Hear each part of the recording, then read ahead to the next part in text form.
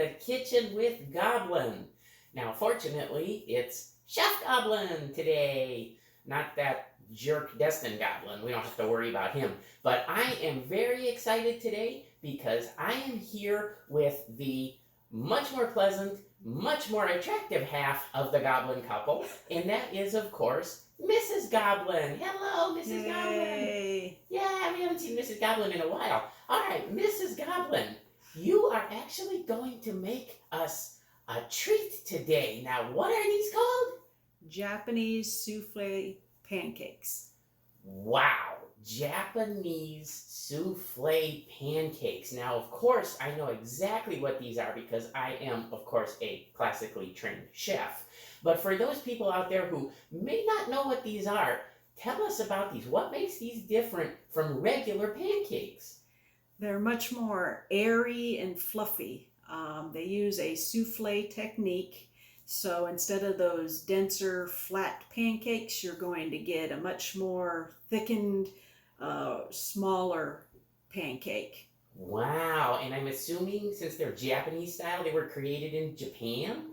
Yes, the method, souffle actually was started by the French, but Japanese incorporated that into making pancakes, and now that's a very big deal in Japan, and currently the only place in the US that I'm aware of that you can get them other than possibly making them yourself is San Francisco. Wow, very nice. All right, well, I guess we should probably get started. All right, so I've got all of my ingredients pretty much set up here. We are going to start by separating some eggs. I'm making enough for both me and Mr. Goblin, who is here, Chef Goblin. So. Oh, wonderful. I got to watch out for that jerk now. All right, I'll keep an eye out for him. But so I'm making enough for both him and I, and you can have a little piece as well, okay? Fantastic. I appreciate that. All right, now I am going to just stand by and watch you. I, of course, could do all of this myself, but my services don't come for free, so I'll just go ahead and watch you do all this.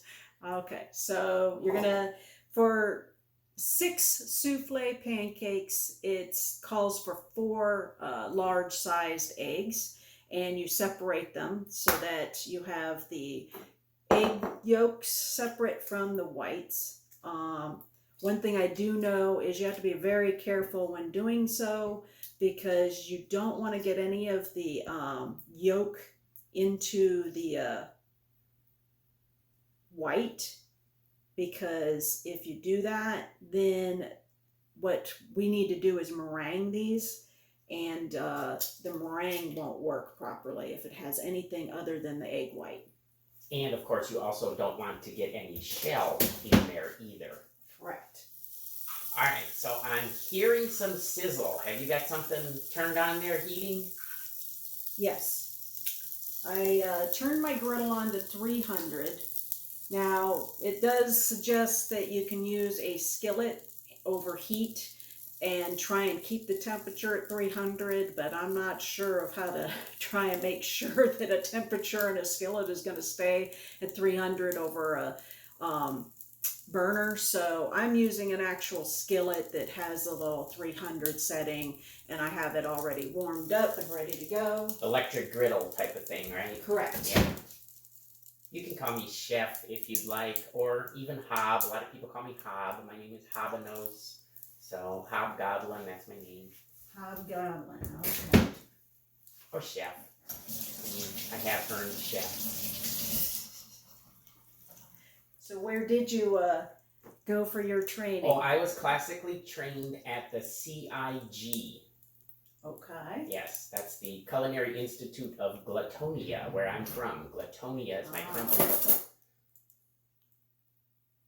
I'm a glutton. And sometimes even a Destined Goblin has a tendency of falling in the realm of being a glutton. Yeah, well, I would call him some other names, but anyways. I don't know that I would be as generous as to say he falls in the realm of glutton. That's an insult to gluttons. Ah. All right, so The other thing that we have to do is once you've separated the whites from the yolks, then you take them, the whites, and put them in the freezer for 15 minutes. Okay, so now we're going to take the egg yolks while we're waiting for the egg whites to freeze, put them in a bowl. So the 4 egg yolks that were left behind, and then the milk we're going to put in as well, and that's 3 tablespoons of milk. So like I said, this is making 6 total souffle pancakes. So 3 tablespoons of milk. I just want to make sure that I got all the whites out of the yolks. So I'm just doing a little extra separating here. Now it is really important to be sure that those whites are separate from the yolks, right? I don't know about this part, but definitely for the whites, you don't want any egg yolk in that, but I'm just being a little more cautious. So I've added the egg yolk, the milk. Now I'm going to put in some vanilla. I use the pure vanilla extract, and it's going to be half a teaspoon here to that. And now I am going to whisk this all together. It suggests that you whisk it by hand. So for this part, I'll whisk this by hand. And what it's looking for is it to be frothy and thick in consistency when you're done. So it doesn't take too long for it to do that. I actually know some people that I would describe as frothy and thick. All right, so this is what it should kind of look like. Try not to spill it. Kind of you can see all the frothiness and everything. And it's a little thicker. Okay, so now we're going to sift some cake flour. It does make sure to indicate that you should use cake flour. So using something like Bisquick or all-purpose flour is probably not your go-to choice. Well, no self-respecting chef would use Bisquick anyways.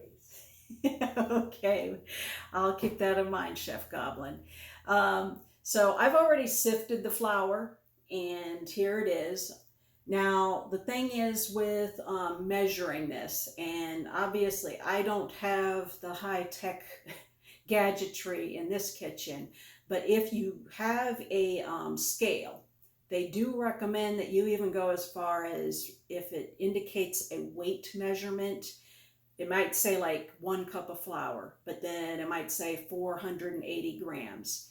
Measuring it specifically to weigh to 480 grams is the recommended thing to do.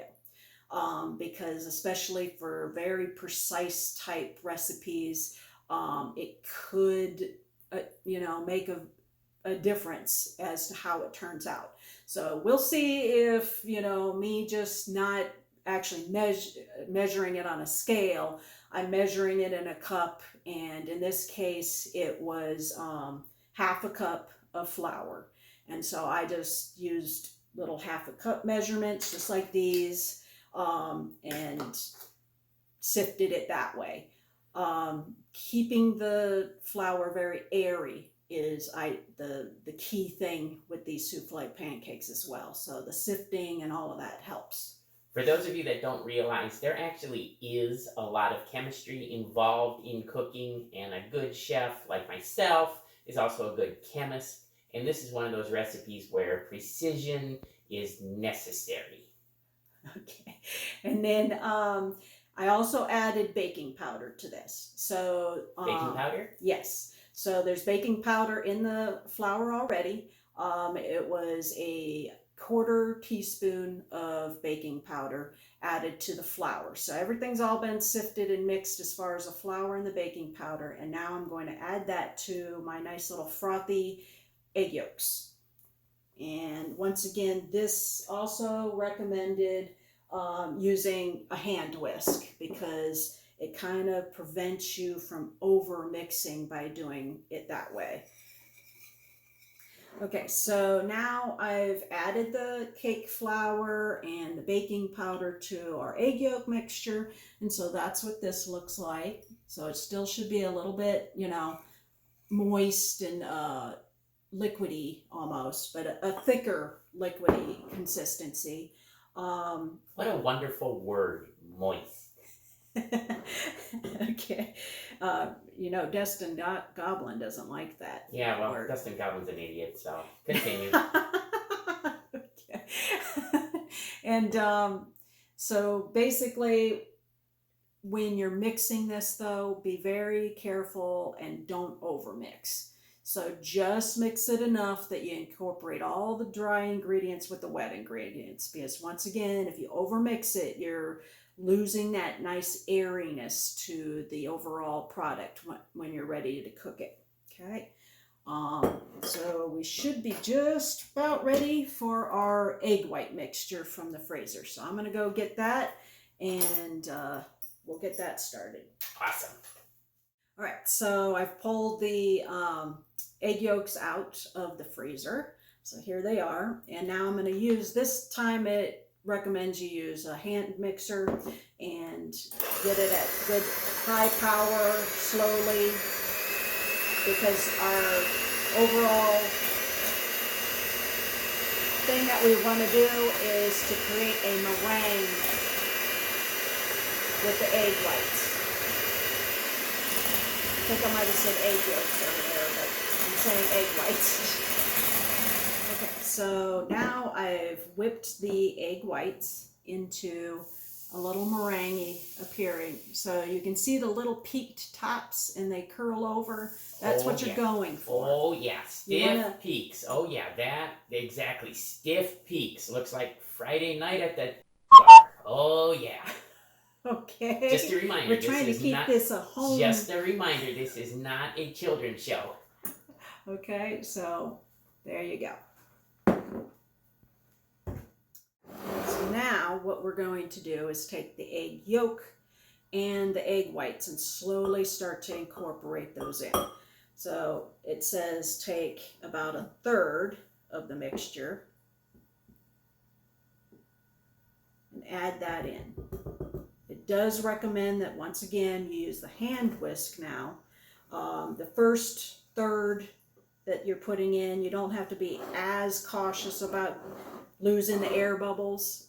It's when you incorporate the last 2 little batches of the egg whites that you have to be more gentle. But I'm going to try and be as gentle as I can even with this one. We're going for an A+ on this particular recipe, given this is the first time I've tried this. So. Oh, I didn't realize that. I thought you were a pro at this. I've made these hundreds of times. Oh, is that right? Oh, of course. I'm a classically trained chef. Okay. All right. So now I'm going to fold that in. I'm just going to spin the whisk around a little bit, gently folding it. Very nice technique. Well, thank you. It's much more pleasant to spend time with you than that idiot that you are married to. Oh my goodness. I'm trying not to take offense to that. I'm a chef. I don't care.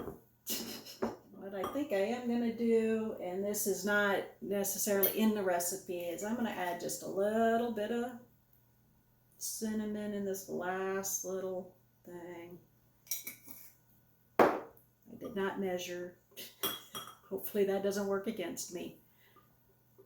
Okay, so what it also says now is for the griddle I need to add some oil, but not so much so that you leave a lot of beading on there. So I'm actually going to pour a little oil on the griddle, but then I'm going to take some paper towels and kind of just rub it onto the griddle. These are the little molds that we purchased for our souffle pancakes. So I'm going to be pouring the actual pancake mix into these, and that helps them build up into a nice height. I also am taking oil and oiling the inside of the rings before doing this. This helps to make it so that the pancakes won't stick to the sides when you're ready to try and pull them off. So fortunately, since I have these little molds to pour my batter into, I don't think that I necessarily have to do as many of the steps that it requires on the recipe, because they don't have the molds, so they're trying to build up the pancake in like little incremental steps. I will do at least 2 incremental steps, so I'll pour like maybe 1/3 of the way up my little mold and let that kind of do its thing for a second while I'm filling the rest of them, and then I'll add some more batter. And I think what I'm going to do is just add it up to about 3/4 of the way up, because I'm hoping that they kind of increase in height as they cook. We will see. And it does say to let these guys cook on the one side for about 6 to 7 minutes. The other little trick that it has you do is put a nice little lid over the top. So this is where having it on a skillet on your stove top might be beneficial, because if you have a lid for your little round skillet, you can just do that. And then you can also add little bits of water to create moisture. And it's probably a little bit easier to do that in a confined space like the skillet versus this griddle. Wow, they are gaining in volume. Yes, I see some nice little billowing up on the tops. It's a little hard to see on our actual video there because of the steam that is developed onto the lid top, but there is a little increase in the volume. So far, cross our fingers, like I said, is the first go around with this recipe for me.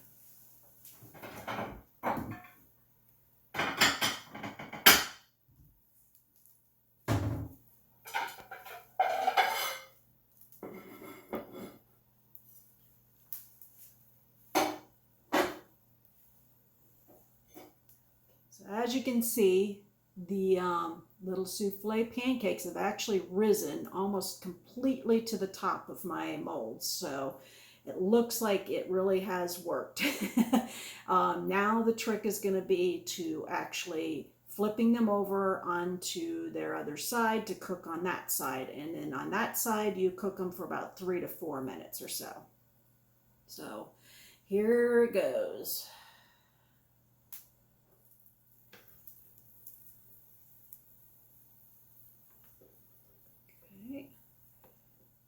So I'm going to try this and see if this works.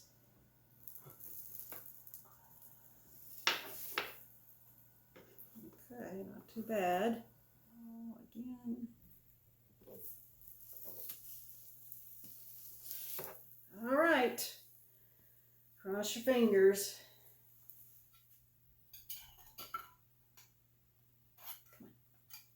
Come on. Ta-da! Wow, look at those. Good job. Yeah, they kept a nice rise to them. So I guess all we have left now is to add some dressing to it, make them even more yummy, and try them out. You ready to have a taste test? Absolutely. Okay. So I dressed these up with some whipped cream and some fresh cut strawberries. And then I had a really nice sour cherry preserve. So I put some sour cherry preserve on one of them with some whipped cream as well. But you can put all kinds of toppings on here. Obviously, just regular syrup, chocolate sauce, caramel sauce. You can go hog wild with whatever you want to dress it with. Possibilities are endless. Exactly. Let's try it. So here Here we go, bottoms up. And here you try some. And then we can both. Oh, yeah. Great, nice little change up with the pancake idea. Airier, more fluffy, and definitely with the little toppings, a great little breakfast. But you can even turn this into a savory meal as well. Fantastic flavor, so nice and light and airy. Great job, Mrs. Goblin. It was a pleasure being here with you today. Guys, go ahead and try to make these on your own and see how they turn out. And we will catch you next time.